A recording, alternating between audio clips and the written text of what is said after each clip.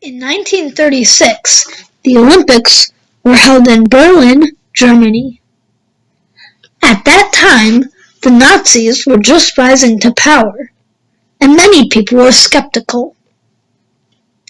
For Hitler and the Nazis, the Olympics were going to be used for propaganda purposes to support the Aryan race. This plan backfired when Jesse Owens, a black American, stole the spotlight, winning 3 individual Olympic gold medals and also helped win the team relay. In the months leading up to the Olympics, many countries were boycotting them. They did this because they had heard and seen what was happening in Germany. Some countries even wanted to move them to a different country. The problems with this were that Berlin had built a stadium that could seat over 75,000 fans. On every pillar was a swastika that represented the Nazis. However, at that time, most people didn't know what the swastika was. They also cleaned up the streets and got rid of all the anti-Jew posters. This image of Germany made people think they were peaceful and reminded most people about how Germany was before World War I.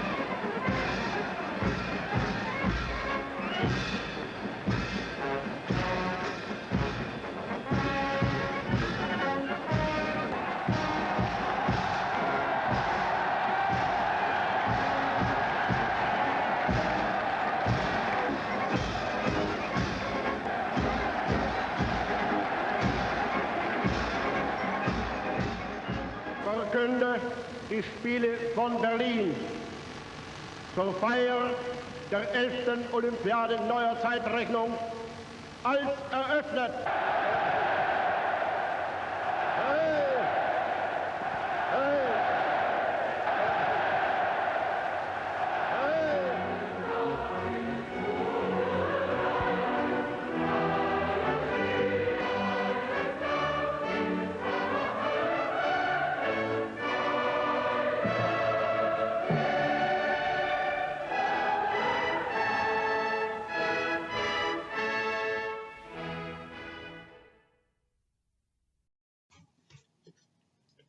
From inside the stadium, you could hear the loud sound of the trumpet and the runners going to light the flame. It was the greatest event of the year. When Hitler walked into the stadium, the crowd saluted him and erupted, saying, "Hail Hitler! Hail Hitler!"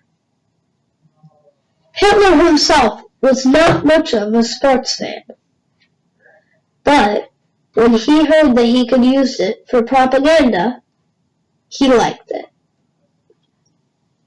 People from all around the world were coming to see this event. The Germans were heavily favored to win most of the medals.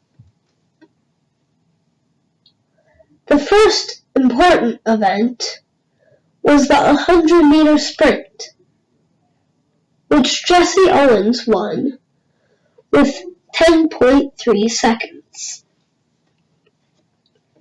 The next event was the long jump. Jesse Owens won that, jumping 26 feet and 5 inches. Jesse also won the 200-meter sprint, which he ran in 20.7 seconds. Finally, Jesse Owens helped win the 4x4 relay. On the day of the relay, the USA coach called in all the runners into a meeting.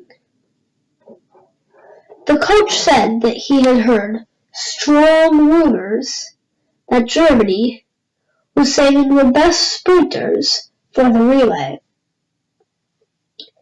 To fix this, the coach took out Marty Glickman and Sam Stoller, both Jewish athletes, for Jesse Owens and Ralph McAuliffe.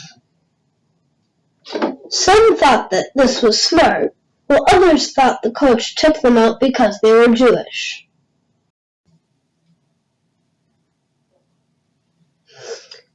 Shortly after the Olympics, Germany started to grow the Nazi Empire.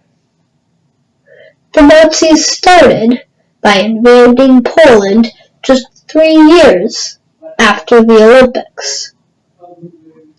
This action violated the Treaty of Versailles. The Treaty of Versailles is a peace treaty that the Germans made with the rest of Europe after World War I.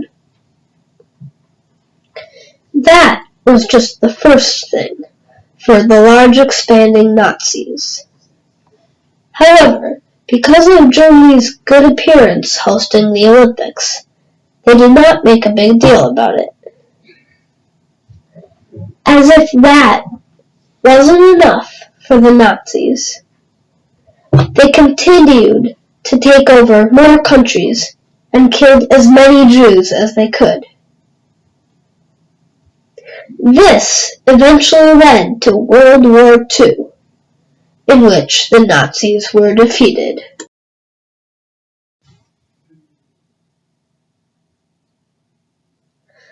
Now, long after the 1936 Olympics, the Olympic Committee passed a law saying that no matter your race, or no matter what religion you believe in, you have the same freedom as everyone else.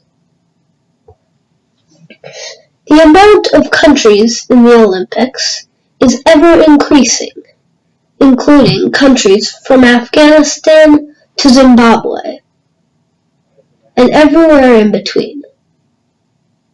There is a certain feeling when you are in the stadium.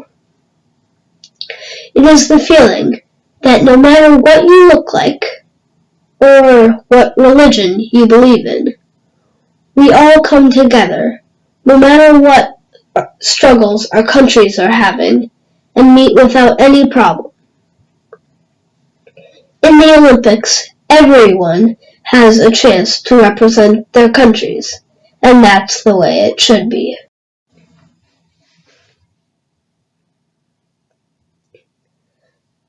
There are many ways that this event connects to the theme. The theme is explore, encounter, and exchange in history. One way that it connects to encounter is that there are people from all around the world encountering and interacting with others. And the way that it connects to explore is that the Nazis were exploring ways to promote themselves and gain popularity and power.